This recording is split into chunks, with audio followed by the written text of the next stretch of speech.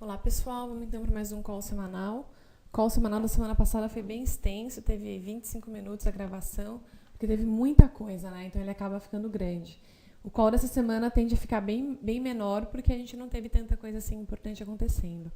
Lá fora, no exterior, tanto o discurso da Yellen quanto o discurso do Draghi não trouxeram grandes novidades. Yellen sequer falou de política monetária, quer dizer, não falou nada sobre os juros, enquanto o Draghi falou muito pouco, não deu novos indícios, né? Não deu novas sinalizações. Então o destaque acabou saindo aqui dentro do Brasil, e aqui dentro do Brasil também não aconteceu nada de muito novo. Né? Foram divulgados alguns dados, mas que vieram em linha com a expectativa, não houve nenhuma surpresa. Né? Então, por isso que eu falei, essa semana a gente nem vai ter muito call, porque não tem muito o que comentar. Foi divulgado o balanço de pagamentos do Brasil. O resultado do balanço de pagamentos mostrou redução do déficit em conta corrente do país. O déficit em conta corrente é a soma de todos os bens e serviços que são comercializados entre o Brasil e o resto do mundo, além do envio de lucros e de pagamento de juros. Então, o déficit em conta corrente hoje está em 0,71% do PIB, significa que o equivalente a 0,71% do PIB a gente envia para fora do Brasil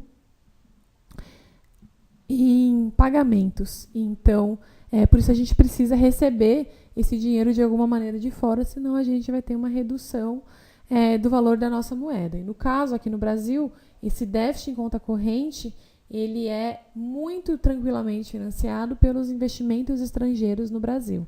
Então, só o investimento direto, que é investimento de longo prazo, ele, acumulado em 12 meses, ele é superior a 4% do PIB. Quer dizer, a gente manda dinheiro lá para fora, né, porque a gente compra mais produtos de fora, o brasileiro faz mais viagem para fora do que o turista estrangeiro vem para cá. As empresas estrangeiras mandam dinheiro do Brasil para fora, o Brasil paga juros para fora, mas o que a gente recebe de fluxo de investimento muito mais do que compensa isso.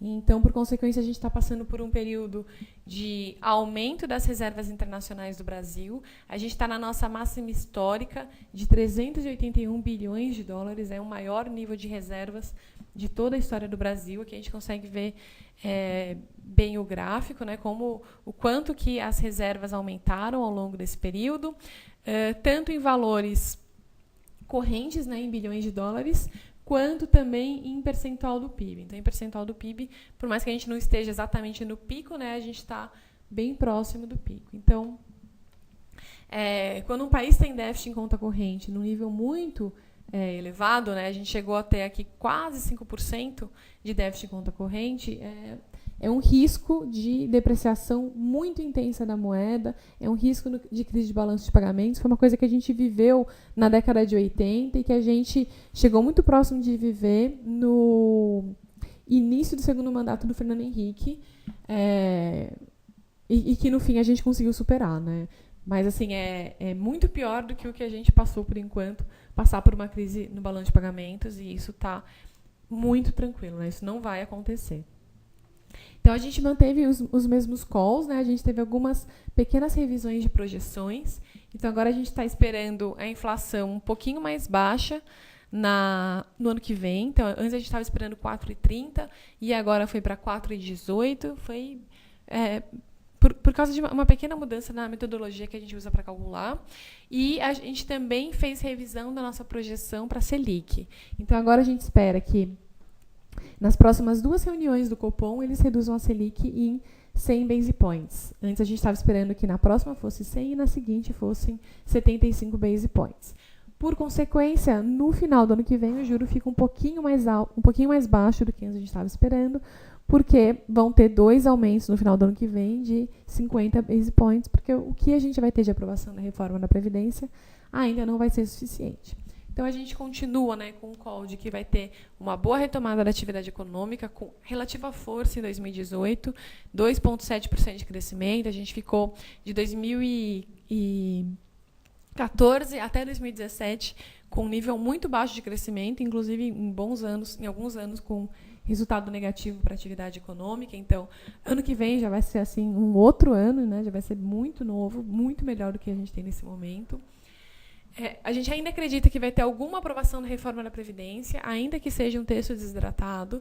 Se não passar a reforma da Previdência, se não andar em nada a reforma da Previdência, em novembro, as agências de rating, quando vierem para o Brasil, elas devem rebaixar a gente e manter a gente com perspectiva negativa.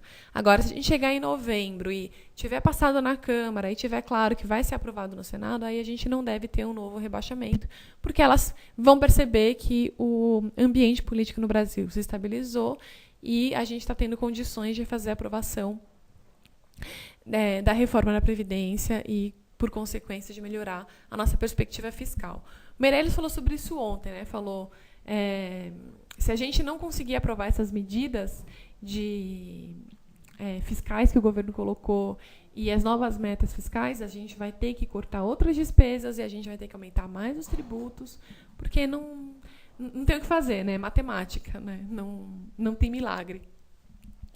É muito provável que as eleições no ano que vem sejam cada vez mais importantes, porque é importante que o próximo presidente também tenha esse viés reformista. Como a gente sabe que a reforma da Previdência aprovada pelo Temer não vai ser a ideal, em 2019 quem entrar vai ter que fazer mais uma nova reforma. O juro vai cair mais no curto prazo do que hoje o mercado está antecipando. E semana passada, na sexta-feira, uma notícia que a imprensa não deu muita ênfase foi que o Banco Central está estudando mudar a regulação das operações de crédito imobiliário e, com isso, a gente deve ter taxas menores para as operações de crédito imobiliário e mais segurança para os bancos que emprestam e, por consequência, mais concessões de crédito imobiliário. Isso é muito bom para a atividade econômica, né? Isso não vai mudar o PIB do ano que vem, porque isso ainda está sendo estudado pelo Banco Central, mas isso muda o potencial de crescimento da economia brasileira para os anos seguintes. Isso é muito bom para os preços dos ativos de risco. Então, curto prazo, a gente continua tendo um viés positivo, porque a gente acredita que as aprovações que precisam passar no Congresso vão acontecer. Se não passarem, aí sim a gente vai ter uma surpresa negativa. O Focus dessa semana fez algumas pequenas mudanças nas projeções, reduziu um pouco a projeção de inflação para esse ano e reduziu a Selic no mesmo nível que a gente reduziu. PIB teve um pequeno aumento de 0,34 para 0,39, então está um pouquinho mais otimista do que a gente, mas nenhuma revisão assim foi muito significativa, né? A mais importante aqui foi a redução da Selic de 7,50 para 7,25. A agenda da semana ela está bem carregada. Na quarta-feira a gente vai ter IGPM divulgado pela FGV. O mercado está projetando 0,09 agora em agosto, então resultado que reforça a expectativa de queda da Selic. Relatório ADP e PIB dos Estados Unidos também vão ser divulgados amanhã. Esses dados eles não devem mostrar uma economia tão forte, mas se por outro lado, né, eu estiver errado e vierem fortes, não vai atrapalhar a perspectiva que a gente tem aqui para o Brasil e a gente não vai ter a perspectiva de não ter mais aumento de juro lá fora, o que é bom para a gente pela liquidez elevada. Mesma coisa para os dados que devem sair na zona do euro. Então vai ter indicador de inflação, CPI e indicador de desemprego. Mesmo resultado forte não está mudando as nossas perspectivas. No caso aqui, uma inflação forte na zona do euro é muito improvável, inclusive, que venha. Nos Estados Unidos, na quarta-feira, também vai ter preços ao consumidor e consumo das famílias, né?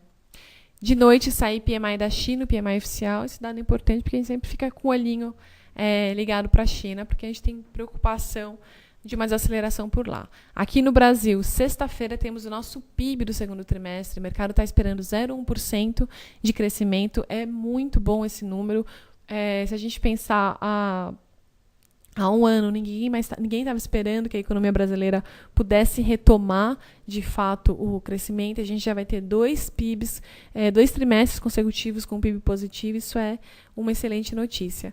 Payroll nos Estados Unidos, também, mesma visão que a gente deu para os outros dados. Semana temos hoje votação de tarde dos 3 destaques que estão faltando para aprovar a TLP na Câmara. Depois disso vai para o Congresso, vai para o Senado.